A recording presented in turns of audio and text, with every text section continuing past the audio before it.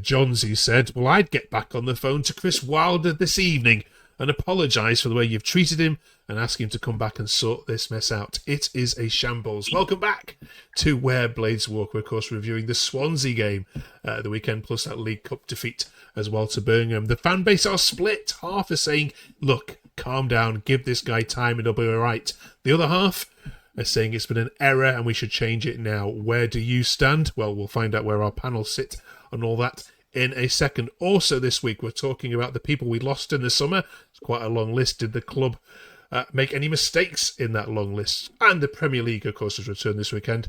But do we actually care? Are we falling out of love with the UK's top league? Plus, where does the United kit sit in your favourites of all time? We've got our extreme panel back with us. Shax, Connor and Dan, welcome back all three of you. Fresh back from watching that Swansea game. Do drop us a comment as well on what your thoughts are when you sit on this, and we're also trying to hit the magic 600 subscribers mark. That would be amazing if we can help us get there. Right, Shax, you're first this week.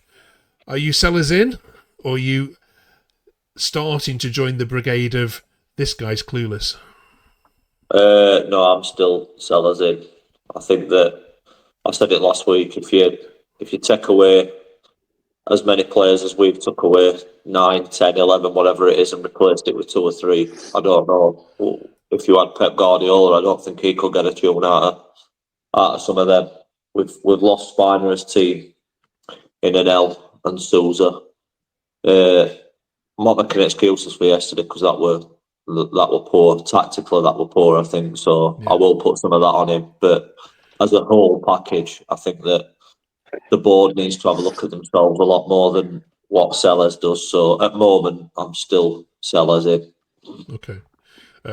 You can understand, all of you, I think, that people are coming to this kind of view here. Kerry says, I don't think the players are playing for him. They would have run their socks off for Wilder. Not looking good. Read the other day that we haven't lost in Wales in 10 games. Not surprised that that's ended today. And Connor, it's players like Sydie Peck who, I looked at the ratings on the BBC. Sydie Peck was rated 4.5 on the BBC ratings yesterday. 4.5 for a player that was consistently hitting 7s, 8s last season. I know, you're putting in the comments that those ratings are nonsense, but can you see why people are saying they're not running for him, not making the runs for each other? I don't think it's a case of they're not running for Selles. I think it's just the whole mentality around the club at the minute just seems to be on a bit of a somewhat like downward spiral. We've lost a lot of players. Obviously, the manager's gone. We were on the brink of promotion, and then it just gets taken away in the last minute like that. It is a sucker punch, and it's just how a club can react. Some clubs spiral down, some bounce back and overcome it and go on to get promotion. And it just seems at the minute, everything just seems negative about the club. So you can understand to an extent the players sort of like dropping their heads. We had a water break 70 minutes in, and you could just see the body language of some of the players. It seemed like the heads were down, they were short of confidence. And a big thing in football is obviously your confidence, that momentum that you get once you get a run going. And until we can find that, I think we are going to be in for a struggle. Yeah, I mean, we all hate reactionary podcasts, don't we, Dan? And we don't really want to be one of them, but our job is to, of course, reflect the mood of both bases. So I'll put this one up and hope you don't kind of react to it, in a way which, might want to run away. FG says, sack him right now. The players don't want to play for him. His system is crap. The owners have completely stripped the DNA of this football club by appointing this fraud and sacking our best ever manager. We're becoming League One Blades. And of course that wasn't the only kind of similar tweets. What's your reaction first of all to the Swansea game, and where do you sit on Selles and these growing calls for him to go?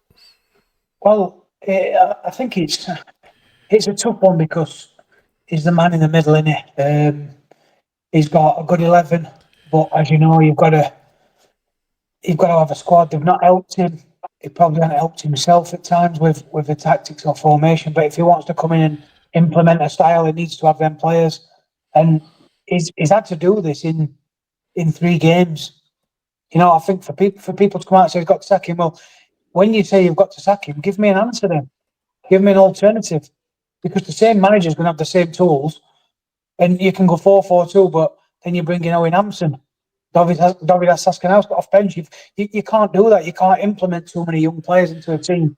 I think, listen, we all know what happened. We all know what Chris Wilder did. We all know what happened. But sadly, we have to move on from that, because even if we did sack Selles, he ain't going to come back. He ain't going to come back and work for these owners. He's not going to do it. He's never going to do it. So we have to move on from it. We have to give him the tools. Then at the end of the window, or when we get to 10 games, we have to look at him then. And if the results haven't improved, we can have this conversation. But for people to come out now and say it's not good enough, do you know what's not good enough is that he hasn't been helped. And I'm not bothered what players he signs. If he signs the players he wants, he gets players in, let's see. But for me, you know, the only disappointing thing is I think we've played 2 bang average teams. That's my only concern. But I think the one positive, if I can take anything out of Saturday, is we defended a little bit better. We couldn't defend any worse, but I think we defended a little bit better. But just worryingly, we didn't create anything. Okay. All right, let's balance this out a little bit then, because there were some other fans on your side here. Blade889 says, everyone blaming Selles. Need to put some of the blame onto the players. So many sloppy balls, half-hearted tackles as well. Blame the manager all you want, but if the players aren't ready to battle, then they seriously need to look at themselves. And that's a fair point, Shax. Isn't it? Even that Birmingham game, I think, highlighted that. Certainly the first half that I saw anyway. The number of... 100%. The number of players that didn't look up for it. Like I said, 100%. Whoever wrote that, I could have wrote that myself. Some of them players, you need to look at yourselves. It's all right having face on because Wilder's gone, or it's all right having face on because you might be playing a system you don't want to play, but end of the day, you're still getting paid every week. You still got fans going to watch games, so you should be playing for them. Well, you should be playing for your fans. You should be playing for your club that pays you. More importantly, you should be playing for yourselves. You should be having a look in the mirror at yourselves and thinking, did I run enough yesterday? Did I put enough tackles in? We had a couple of them players yesterday, they couldn't even stand up. You know what I mean? They're just falling off constantly. Not prepared to win a 50-50, not prepared to win a race, not prepared to get on the end of a ball. Now, if you've got an issue with Selles, or like that earlier message when it said they're not prepared to play for him, I think that says a lot about them rather than it does Selles. I think that says a lot about their attitudes and how they are as people. Because in any other walk of life, there's probably loads of times where you don't always agree with your boss, or you don't always agree with your gaffer. But if you started turning in half-assed efforts at work, you get sacked. You know what I mean? And that's exactly where I should imagine a lot of them are going to end up on transfer list or gone. Now, I love them players to bits. They had a good season last season, of course they did. But if you're prepared to down tools after 2 games or 3 games and start putting lacquer effort in, and everybody could see yesterday, regardless of Selles' tactics, regardless of scoreline, some of them players yesterday did not put enough shift in. You've just mentioned one there, Peck, knocking in a 3.5, 4 out of 10, when we know that he should be getting a 7 or 8 out of 10 because he did it for 40 odd games last season. Now, what is the reason for that? Is it because Wilder's gone? Is it because there's a new manager he don't like? What we got to do? Well, we got to go and ask all players who they'd like as manager, then have a vote around changing room. It don't work like that. A new manager comes in, he's got new ideas, he's got a new style. You get on with it. That's just what you do. I think to touch on that as well, what Shax was saying, and I agree with everything he said. Sadly, it's the way football's going now. You look at the likes of Johan Wisser and Alexander Isak refusing to play for the clubs. They've got contracts. They should honour that. I mean, I look at Eze today. He's gone and played for Palace. He's gone and played for Palace, and fair play to him. But it's like they all wanted to nail David Saskanauskas on Wednesday night. He's a young boy making his debut. He's made an error, but that lad put in more effort than a lot of them senior pros did. Yet he's the one that's getting blamed for making an error. They've got to look at the bigger picture here, and it's listen, we're going through hard times. And when my brothers and my dad, we all made a prediction at the start of the season before this. They all I put United to finish 17th, and they were all laughing. And I knew what were coming because of the transition, the changeover. You just listen. We've got to get through it, and we'll get through it other side. And if we can use this window now to us advantage and get some players in, we'll see. But we just have to move forward, don't we? Yeah, I mean, Coventry had a Wembley hangover 2 years ago, if you remember as well. They didn't stop playing till Christmas because of obviously losing to Luton, which might be, for some of them players that were there on that day, might also figure into their thinking. Connor, the next 3 games are tricky. You got Millwall at home, Borough, and Ipswich, 3 teams which are quite strong and have started the season reasonably well. How many games do you think he's going to get before this becomes a real problem for him? I mean, until window's closed, I don't think you can really give him a fair chance. You've got to let window get by, let him get the squad settled, a settled 11, see what it's like. Obviously, if things aren't going to plan, then that's when we need to have a look at it. But for me, we need to get it sorted before that first derby, because I can't have him going into a derby match against Wednesday saying, "Oh, it's just another game like Rollworth for Pig last season." We can't be doing nothing like that. So if he's not good enough before then, we need to get rid, because I can't go losing to them. Okay, all right. Fingers crossed. Then this weekend against Millwall, things improve. Yeah, I'm just a little bit. I mean, I watched the Birmingham game. I haven't seen the Swansea game. I can't lie, but I watched the Birmingham game, and yeah, it looked completely different side than I watched at Wembley 3 months earlier. I know it was different players, and that's where we turn our attention to now. The outgoings. I mean, this list is huge. I can't even fit it on the screen. It gets so tiny. Sousa, obviously Anel, Kiefer Moore, Ryan Brewster, Jefferson, Gerbich, Gilchrist, brereton-diaz. Obviously, these are loan players as well here. Shax, for you, are there any on here you think the club should have, could have, would have done a bit better job of trying to do more to keep?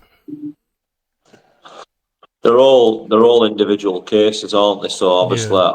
I'd like to keep them all, but Chowdhury, I would have loved to have kept him, but there's a big question mark about his reported wages of like 50, 60 grand a week. So I could see why that you probably wouldn't want to commit to that.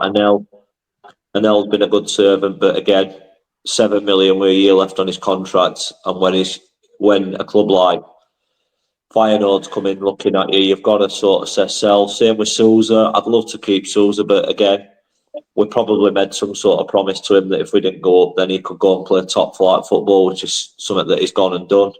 Yeah. Gilchrist, I weren't too bothered about him or Clark, to be honest. Suter, obviously that were an injury, but again, I'd love a fully fit Suter. I didn't mind Raksake on his day, but Wilder didn't seem to fancy him towards that end. I still, to this day, think if he'd have played at Wembley, we'd have won, but that's him out where brereton-diaz, he weren't the same player as time before, and I'm not too sure if you'd get the same tune out of him without Wilder being there. Jefferson, Casares, there's not even to say about him. Gerbich, we've already got 3 keepers what are probably better than him. So again, not really interested. Yeah, so big fat no from you. Connor, Dan, any on there that you personally would have liked the club to have done a bit more to negotiate with? I think. Sorry, go on, Connor.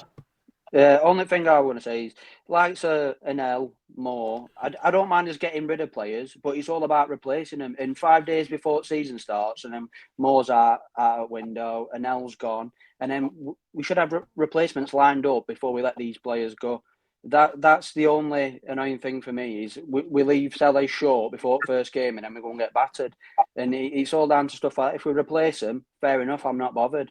But just to let them go that close to the first game of the season, it just didn't make sense to me. Done. Yeah, it's a difficult one, isn't it? Because there's a lot of lone boys on there. Ideally, I don't really know. Like Shaq said, they're all individual cases. You couldn't do anything with Anel because last year his contract, but as Connor touched on, if that could happen, you need somebody to be lined up to come in. And I think he mentioned in an interview in week that when they lost Vinny and they lost Anel, they should have had players in there. It's gone from 3 to 5 players now, and like I said, something's happened somewhere, either a breakdown in communication or I don't know what's happened, but it like I said, it needs to change. But there's not we can really do on that list with anybody really. I wouldn't have kept any of them. Oh well, I'd like to have kept some of the lone boys, but no, there's not we could have done. I don't think. Okay. All right, let's get this positive then. So, rumours that Bobby Thomas from Coventry might be interested in Charlie Hughes from Hull. We've heard rumours he might be back on the table. Plus, we've also got the Premier League loans as well, still to come in as well. So, yeah, this squad we watched at Swansea is not going to be the squad I don't think we're going to be talking about come the latter months. Hopefully not. Anyway, let's talk about the kit in a second. First of all, the Premier League has returned this weekend, so people are talking about Connor, whether we've fallen out of love as a country in general a little bit with the nation's top league. I mean, it would have been great to have seen you guys playing West Ham yesterday and thrashing them 3-0, I'm sure. But people got a point. Are we, as a product, has the Premier League gone stale for you? Yeah, definitely. It's like a few years ago, I'd be watching every single game. It'd be Saturday, you'd be watching Soccer Saturday, you'd be watching Super Sunday, Monday night football, Friday night football. You'd be watching all of them and you'd enjoy it. But nowadays, it just saps life out and everything. I mean, Palace earlier, Eze goes and bangs in a right free kick, top corner. Absolutely no wrong with it. What happens? VAR, of course. Same as usual. Ruling goals out for taking it. And just little things like that. It's just, football's just not the game it were. Yeah. You're happy to be in the Championship then, Shaq, so you? Yeah, same as what Connor said. I saw that free kick earlier, not wrong with it. Not to me.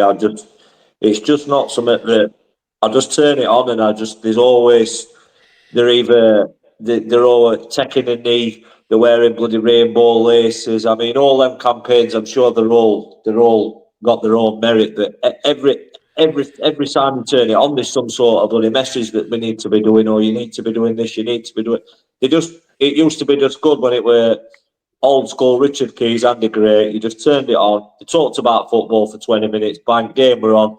Tackles, L for leather football. You know what I mean? Just every game used to be, but now it's just too.